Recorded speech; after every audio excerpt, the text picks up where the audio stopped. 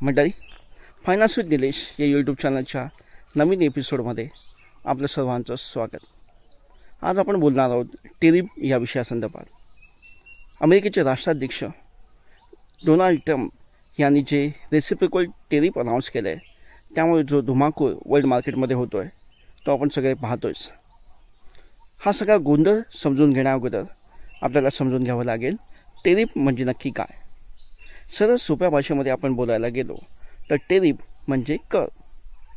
ज्या काही गोष्टी आपल्या देशामध्ये बाहेरच्या देशामधून आयात होतात त्याच्यावरती जो काही कर लावला जातो त्याला म्हणतात टेरिफ. बरं, हा कर लावायची गरज का पडते?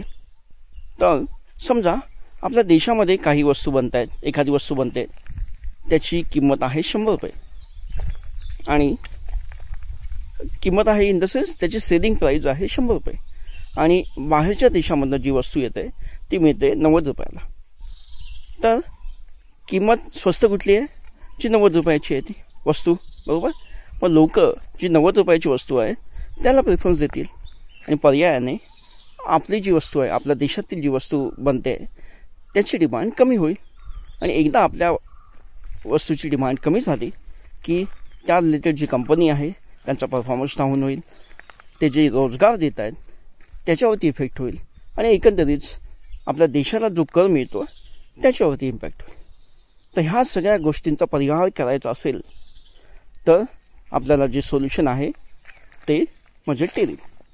जर समजा ह्या वस्तूवरती ज्या आपल्याला आयात होत आहेत त्याच्यावरती जर आपण 20%, 30% जर कर लावला तर आपल्या देशातील ज्या वस्तू आहेत त्या कंपॅरेटिव्हली स्वस्त राहतील आणि बाहेर येणाऱ्या वस्तू थोड्या महाग होतील आणि त्यामुळे लोक प्रेफरन्स देतील ज्या स्वस्त वस्तू आहेत त्याला, म्हणजे आपल्या देशातील वस्तूची डिमांड वाढेल आणि जे काही प्रॉब्लेम्स आधी आपण जे डिस्कस केले ते सगळे अवॉइड होतील, बरोबर.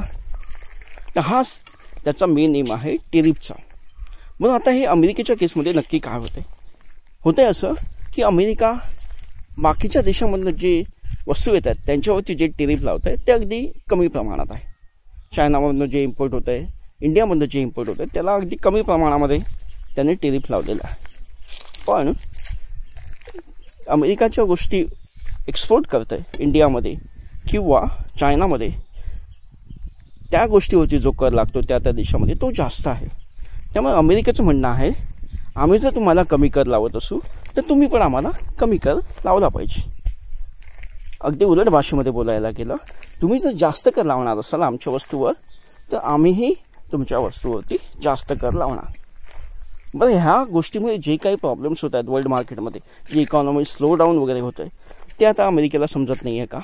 अमेरिकेला सगळं समजतं, पण अमेरिकेला नक्की पाहिजे काय? ट्रम्प त्याचे जे आहेत ते अगदी व्यापारी मनोवृत्तीचे मनुष्य आहेत. अगदी ते बिझनेस पण राहिलेले आहेत. रिअल इस्टेटमधील मोठं नाव आहे ट्रम्प.